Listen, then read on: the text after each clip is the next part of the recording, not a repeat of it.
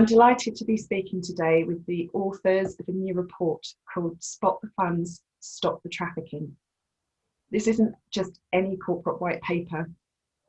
This is a very sensitive issue, and it's part of a social initiative to call the financial services industry to task for them to help to tackle modern slavery and human trafficking. So let me just introduce these authors.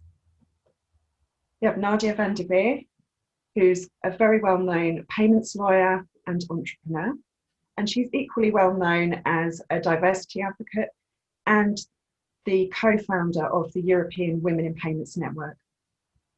I also have with me Tom Hewson, who is the founder and senior partner at RedCompass, a payments consultancy who help financial institutions with challenges such as core banking programs, strategic change, and tackling financial crime. Aside from working in the payments industry together, Tom and Nadja have something else in common, and that is a determination to fight human trafficking and modern slavery. Tom and Nadja, welcome. Thank you. Hey, Helen. So first of all, could you both give me a bit of background as to how this collaboration came about and what inspired the white paper? Perhaps, Nadja, I could speak with you first. Yeah, certainly. Over the last 5 years, EWPN has really started building a community of people that are coming together and want to give each other a helping hand. And we have built such a great network over the last years. And one of the things that EWPN was thinking about and said, well, we should take some action and do something for a good cause with the community that we have built. And during the annual conference in 2019, we basically said we should call out the industry and say, let us and unite with each other and try to make a change. And then when we had Tom on stage doing one of our keynotes during the conference, it was such a inspiring keynote that we just said, well, it just makes sense to get RedCompass involved because they are also so passionate about the cause, and we should definitely join forces. So that's how it started from our end. Great. And Tom, is there anything you'd like to add from your side? Yeah, actually, to be honest, I've never heard Nadja say that before. I felt completely overwhelmed when I was standing on stage in front of the kind of European Women in Payments Network, and I think the thing that really struck me was that what started for us is kind of CSR. We want to do good. We want our because we're a consultancy, right? We're a commercial organization, but we wanted to do good, and we kind of that's where we started getting involved in human trafficking. We did a lot of work in payments, we did a lot of work in financial crime, but we wanted to make sure that the dark side of that work, we weren't aiding and abetting, so we wanted to help be involved in the solution. But then standing in front of all those people, which I really went into it a bit naive and blind, and I openly confessed that, thinking that here was an organization that was going to be about lifting up and being advocates for women. But it wasn't that at all, and it was just incredible. They were less of a advocacy group or less of an organization, more of a movement. And we really felt in the beginning almost overwhelmed and inspired by, well, this is a group of people that want to actually bring change, not just in someone's career but in the industry. It really widened and lifted our eyes to to what this vision could be. And when I was there on stage, there was one or two of us within RedCompass involved in this, and now we've got a full-time team of 5 or 6 people, and that really comes down to, I think, just them pulling us forward and just showing hold on, there is more that you can do. So I was honored, embarrassed to be asked, and I think I think it's down to Nadja and to you, Helen, as well, to really pull this forward. So thank you. Great. So one of the key things in the white paper that you talk about is the extent to which modern slavery and human trafficking still exist in our world today. Tom, can you tell me a bit more about that, please? Yeah, it's hard, right? Because we have such we kind of think of slavery in historical terms 150 years ago, or we think of slavery as perhaps people like who've been perhaps in sex trafficking specifically, which is a huge issue, but it's so much bigger than that, right? We kind of see that maybe there's 40 million people at least involved today. I mean, again, we're just overwhelmed with numbers and compassion fatigue. But let's just think about, what does that mean? Imagine that everyone. So I'm talking to you from Warsaw in Poland today. Imagine this entire country was involved, was enslaved. Or imagine that you took Finland and Sweden and Norway and Denmark and Iceland and even all the way down to Belgium. Every one of those people were enslaved. Or if you're in America, imagine if you started Washington, D.C. and you went Virginia, North Carolina, South Carolina, Georgia, Florida. If all those people were enslaved, it's huge, right? And I think the thing is that Helen, it's growing. It's like 2011. We kind of, there was estimates saying about 32 billion worth of profits was generated by slavery. By 2018, 150 billion. It is a huge growth kind of industry, and yet we're only able to kind of get a grip on like 1% of it. We're only able to track 1%. Really? Right? That feels an era of focus, not an era of ability. All those people, and we can only find 1%. That's like 100 out of every person on this planet. Every one person in 185 is in slavery. I mean, imagine on a normal non-COVID day going to work, how many could we pass? 1 out of 185.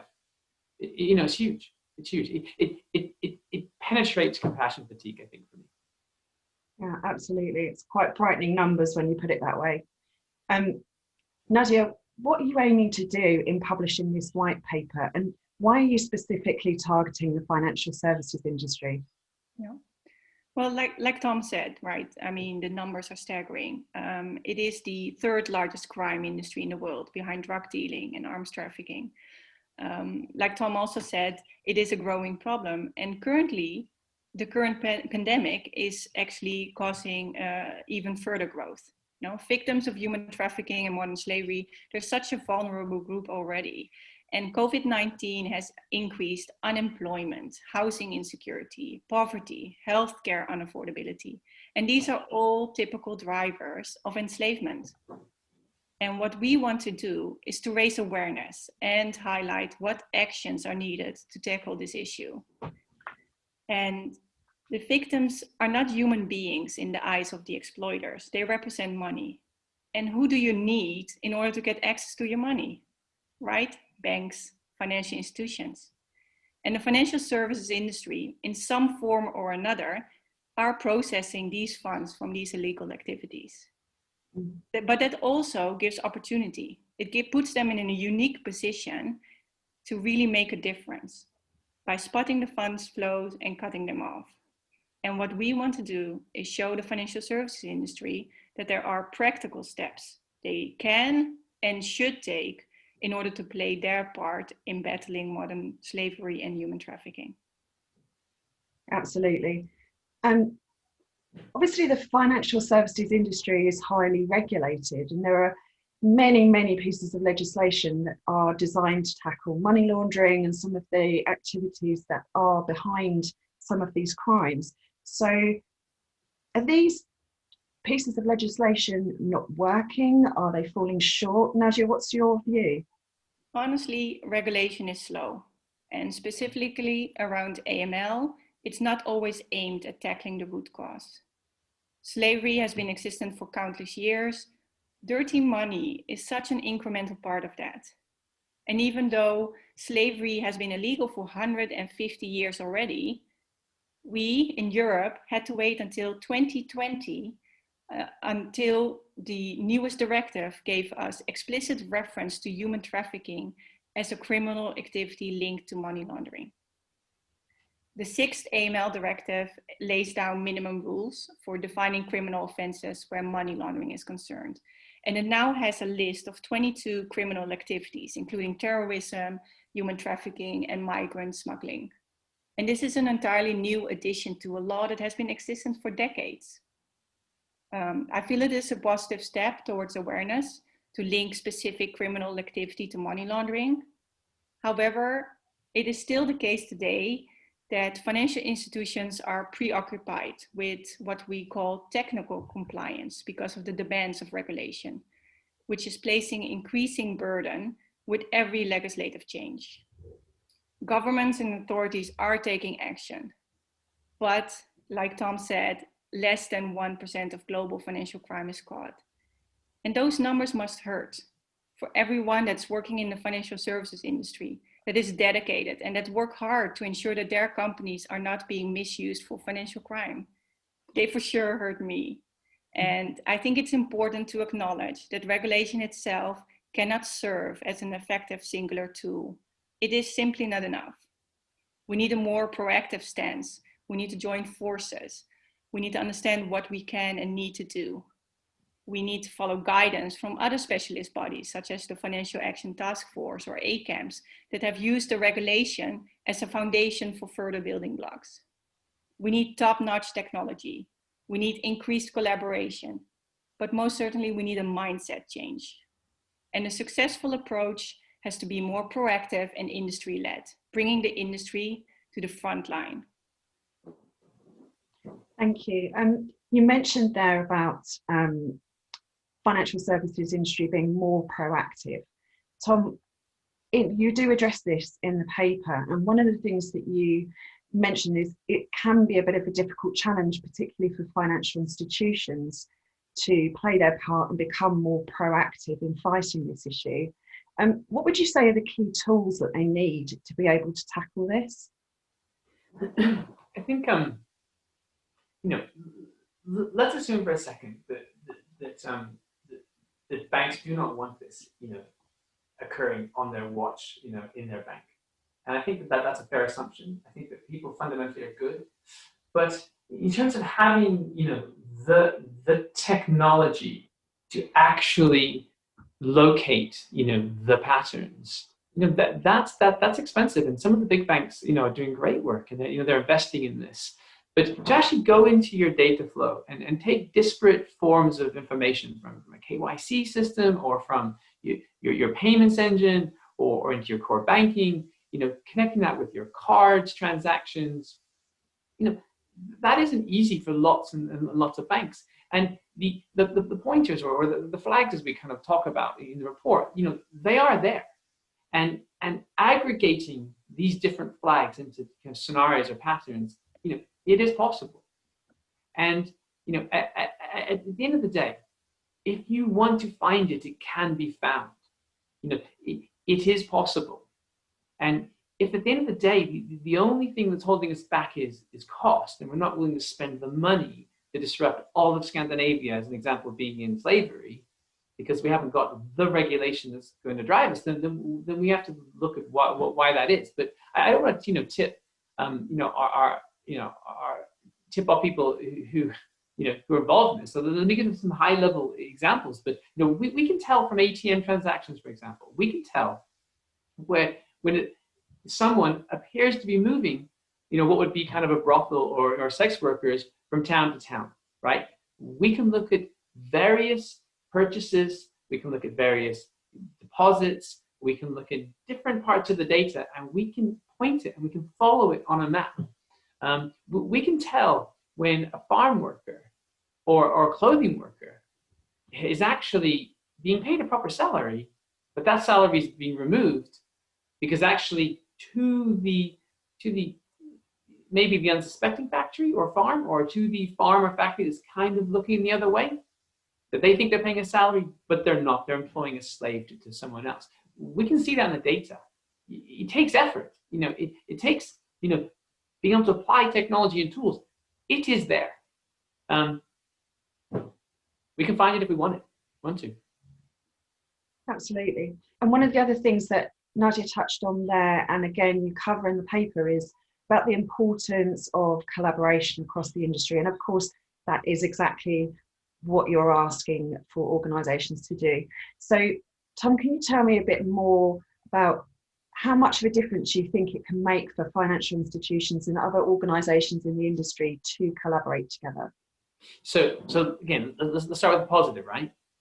So the positive is a bunch of banks got together and they worked with Thomson Reuters Foundation, and these guys all put their thinking together about, hey, we've seen these flags, we've seen those flags, and they published this. And a bunch of banks under the kind of the Liechtenstein initiative with UN got together and they said, hey, this is what we're seeing, we'd like to share it. And those two initiatives of collaboration, represent probably 80% of the research analysis that's been done.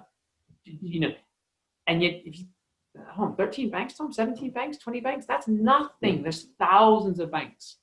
And then let's look at the other side of that. So that gets published in a document, it sits on a shelf, and it's fantastic that it was there, and those banks are now looking for those things. But that's like a static moment in time. And to go from 32 billion to 150 billion, you're dealing with entrepreneurial, innovative, people on the cutting edge of technology, criminals. You can't just take this static moment. So one of those banks who had contributed, brilliantly into that original research, we know from talking to them, that they care and they're investing. And they came up with a scenario which is very specific. And again, let me just give you part of it. I don't want to, tip off, but that they could identify 7 specific airlines operating out of 7 specific countries with a specific threshold of tickets being purchased. And when they brought those 3 flags together into one scenario, they were able to identify 50 accounts, which they could pull down to 20 accounts, which were incredibly high risk. And that type of information, when that is handed over to law enforcement, in terms of a really, really specific SAR, can actually cause impact. But what other banks know those 7, those 7 airlines in those 7 countries and what the threshold is? No one, because it wasn't part of the initiative that happened 2 years ago when the information was published in these reports. So it's kind of the dynamic, the ongoing collaboration that needs to be in place. It's not a one-off thing when people go away and just kind of talk at a conference and we write it up. And then, some of us try and analyze that, enrich it, and share it. It's absolutely month by month, right? We have to share that information. And the people that are at the front, there are some fantastic banks doing work, Standard Chartered, HSBC, Barclays, have got to find a way to be sharing it all the way across the industry, right? Because that is the right thing to do, right? And they can show the world, literally, Standard Chartered are doing incredible work globally in this space. And we really, really want to find ways that these banks can share that information with other banks so that they can give real targeted, insightful SARs to law enforcement. Because at the end of the day, it's not just a game to find data, right? It's here to disrupt. We want to disrupt this. We want to disrupt this. Take the current world of COVID, right? There was a thing called smallpox that people in the medical space said, let's go disrupt that and let's eradicate it. Well, in financial services, we have to have the same ambition, right? That we're going to disrupt this. We're going to make this almost impossible outside of very informal cash type transactions for this to occur. And we need the banks to absolutely have open doors to each other in order for this to happen. Absolutely. And so just lastly then, Nadja, I'll come to you. For anyone who's watching this, you've already mentioned you want to give them some practical steps of things that they can do to get involved. Can you take us through, where do they start if they're listening and think, yes, I do want to get involved and do something about this? Yeah, honestly, listening to Tom just gave me goosebumps because it is so much easier to do something about it than you might think when you're listening to this. Apart from the data sharing, there are some initial steps that every company can make and should make in order to make a start.